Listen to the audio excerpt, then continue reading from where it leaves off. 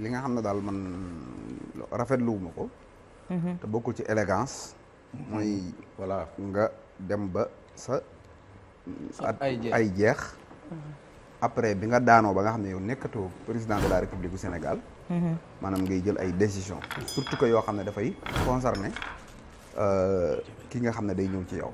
maanaam nekkul ay médailles yooyu takkale wala dara mais da ngay jël ay nit yooyu yokkal salaire di nommer ay nit di def yoo xamante ne bu subaa sax président bi ñëw mën na ko bëgg a dindi fekk yaa ngi koy indil ay coow parce que fu mel ne tey RTS nomination yi fa am tey mën nga ko bëgg a dindiwaat syndicat bi gis na dara. fekk bu fekkoonte ne Macky Sall lu mu bëgg a def la da koy def bien avant mais du bàyyi ba tey te maa ngi ñaan tamit réforme yi war a am ci réew mi ñaari réforme moom bëgg naa mu am. ba ñett. benn bu njëkk bi mooy à partir de jour bi ñuy démarrer campagne électorale maanaam président moom dootu xëyaale big ci palais bi moom. waaw buy xëy dañ koy visiter bu fee xam yor na big bu yoree big ñu ne ko indi big maanaam mooy big bi dee ngi rayee fi mu nekk nii big bi moom dootu wër am Macky dañoo war a nangu big bi parce que maire mi maire yëpp ci big bi la ko bëgg si léegi nag dañuy nangu big bi nag moom kay élégance rek la war a non big bi la ñuy nangu nga xam ne président moom dootu xëyaale big day xëy doon ak loxoy kese yi talaata la ñuy nangu big bi su ñëwee visil bi làmb poos yi na ko waa yoroo big mu ne waa mun na ko duggal nga xam ne da ngay dugg noonu toog rek ba heure wàcc jot parce que mënoo nekk maanaam à partir de bu ñuy démarrer campagne électorale bi foofu la sa présidence yam parce que même bu ñu la bàyyee décret yi mën ngay jël ay décret yoo xamante ne day influence sax wat bi di nommer ay directeur campagne yu jàmbur wala yooyu di nangu yooyu yëpp dañ ko war a sóoraale parce que démocratie moom dafa mel ne nit boo xam ne da nga am maladie soo ko fajee ba mu wér lekk yi nga lekkoon wala li nga defoon ba mu dal la waroo ko defaat kon donc war nañoo def benn réforme boo xam ne képp koo xam ne nii nekk nga ci réew mi su période campagne électorale décret bi day arrêté bañ xam maanaam ba le 2 avril bu fekkee dañ la nommé waat deuxième mandat nga continuer waat say décret bu fekkee da nga war a wàcc président bii ñëw doo ko jëlaat décret yi mais à partir de foofu lay yem deuxièmement mooy Pape Moussa mi dina ko xam mooy kii boobu bi ñu def ak CEDEAO mooy kii bi loi CEDEAO boobu nga xam dafa wax ne 6 mois avant élection kenn waratul laal processus électoral Macky Sall sax violé na ko nii mais boobu lañ ko war a def boo xam ne dafay national ñu wote ko ci assemblée nationale bi à partir de 6 mois amatoo benn réforme boo mën a def dafay illégal ba nga xam ne dootoo mën a def benn réforme buy touché ci maanaam boo xam ne dafay laal mode scrutin bi ni muy demee troisième bi mooy ay diw éligible dëkk loolu moom dañ ko war a dindi voilà loolu moom moo ko fi andi kon nañ article 57 boobu na ko yóbbaale 57 ak 58 boobu ak article L29 ak L30 yooyu yëpp nañ ko réformé waat wala sax lu ëpp ci même bu fekkee dañuy defaat référendum comme léegi fixé nañ def nañ clause d'éternité ci deuxième mandat troisième mandat fixé nañ léegi mandat yi parce que léegi xam nañ ni muy demee jeex na maanaam lu ëpp ci mode scrutin bi ñu dindi lu bari ci code électoral yóbbu ko ci constitution bi ba nga xam ne dootu neexal laal mais Cheikh Bara loolu est-ce que da nga war a toog ci plateau yi rek di ko wax yow doo dem assemblée nga proposé waaw mais dama koy proposé rek parce que bëgg naa daal loolu ñu bàyyi ko xel parce que ñett yii moom bu ñu ko defee rek démocratie bi mën nañu wax ne am na avancement tuuti Cheikh Bara dinañ dugg ak moom fi mu nekk nguur gi comme que kii nañu après nag ëllëgam Bassane gis nañu li nga xamante ne instant bi moom mooy xew à quoi 48 heures même pas tey ji mën nañu wax ne ñu ngi ci le premier le 2 ëllëg ak jàmm kii di Diomaye Faye fas yéene waat ne moom mooy njiitu réewu Sénégal waaye comme li Cheikh Bara di wax fi mu nekk nii li président di doxee ak big bi nga xamante ne ma ngi ko gàddu tey xaw ma ndax information boobu c'est avéré ou pas mi ngi maye oto yi ca pare ba. kilifa bi Ndiaye.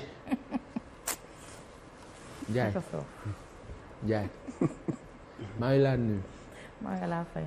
maa ngi laa ziar bu baax. di nuyu bi tey waxtaan bi dafa am fu mu tolloon il faut que ma yàlla jéggal nañ la nuyoo yi yaa ngay laaj koo xam ne mu ngi tudd Macky Sall. waaw fukki at ak ñaar la fi def. est-ce que ci fukki at ak ñaar xulil def na fi loo xam ne dangaa toog ne du am te defu ko. waaw moom sañ ko lay bañ la doon bañ. waaw am loo xam ne bu ma ko laajee sax ci moom damay jaaxle. non dañu gis bi ñu demee ba présidentielle bi war a ñëw il a lâché du lest quand même ñëpp jàppoon ne il est revenu à de meilleurs sentiments. Mais ce qu'on est en train de voir tey jii ça montre que ne chasser le naturel il revient au galop. non y a rien de surprenant enfin man. bon ci lii xew xam nga dafa am fu Sénégal toll tey foo xam ni président Macky Sall moo ko fa indi.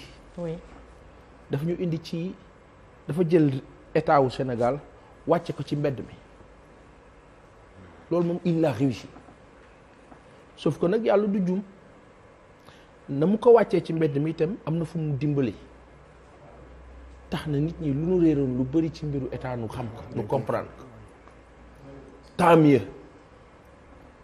beneen bi ci des moo di ne fi ñu toll nii jamono bi lépp lu président Macky Sall di def fii ba le 2 mu neex ñu mu naqariñu mook intérimaire ñoo yem tànk date ba jotul moom day décider yow nag yaay am fooy toll yow sa dayo yaay am fooy toll nga ne du ma ko def nga am lay jomb sama ngor may non même pas jomb wala ngor mais nga ne du rafet day ñaaw ma yamandi mais jusqu'au 2 ici waaw moom bu signé wuyu ma xulil du day dem waaw du day am kuy toog kooku du signé comment on appelle un décret qui doit enlever un autre décret abrogé un décret d'abrogation punto final mais est-ce que mënul créer benn malaise au sein de corps yi nga xamante ne jox na leen ay privilèges et autres président bi ñëw bëgg a dindiwaat loolu tu mets ce président là en mal avec c'est le but lu mu décider oui président bii ñëw bu gisee ne am na njëriñ ca décision ba mu baka fa bu gisee ne amul njëriñ mu dindi ka quand tu es numéro 1 tu coaches tu drives ñi nga xam ne da nga leen di teg wala nga teggi leen et cetera amu ci kenn koo xam ne mën naa dindi li ngaa décider oui du dëgg fii ba le 2 di ba le 3 di jot minuit maanaam le 2 buy jeex ci guddi gi minuit di jot ñu jëm le 3 sawaay la ko neexu signé amul problème. non est-ce que dina àgg fa moom kay le 2 non 13h mu génn pale bi bu defee passation. waaw mooy 13h mu génn pale bi. lii am solo. je pense que le débat ne doit plus être pour man débat bu waratul nekk sax ci président Macky Sall. xam nga lan moo la waxtaan bi dëgg kilifa bi. lii ñëw fan la ñu jëm. lan mooy nekk rôle Cheikh Bara aujourd'hui à partir de maintenant. link boo xam ne am na ko peut-être ak baykat yi. nan lay waxtaan ak ñoom ba baykat yooyu bu subaa kenn du leen war a jox seen ay jiw jox ko ay opérateur bàyyi leen par exemple. lu ni mel ak leneen ban rôle la mën a jouer par exemple à l'Assemblée nationale la prochaine assemblée vu que il a compris les enjeux et que mën na fa jouer rôle bu mën a wax ak masse yi. da nga wax bi perspective yi fan la Sénégal jëm aujourd'hui il faut que même en termes de paradigme dans nos supports médias ñu xool ne lii jàll na. am na lu ñaaw lu nu dund de 2012 à maintenant ñaaw boo xam ne damay déglu am na koo xam ne suñu benn mbokk dama kaa seetaan sànq ci télé bi Azoura Fall. yàlla na ko yàlla dimbali. te yàlla na yàlla dimbali que médias yi nanu ko may mu noyyi. le trop de micro là baaxul ci ku dund lenn li. day ressasser day gën a metti si moom. dana ko nettali dana ko waxaat dana ko expliquer et la manière dont il le sort. saway dafa am nit ñoo xam ni faw ñu protéger leen. gis naa par exemple un entretien wala benn interview bu ma gis ñu def ko tàllal micro way juru Bassirou Diomaye Faye mu naan ba mu faloo ba tey déggu ko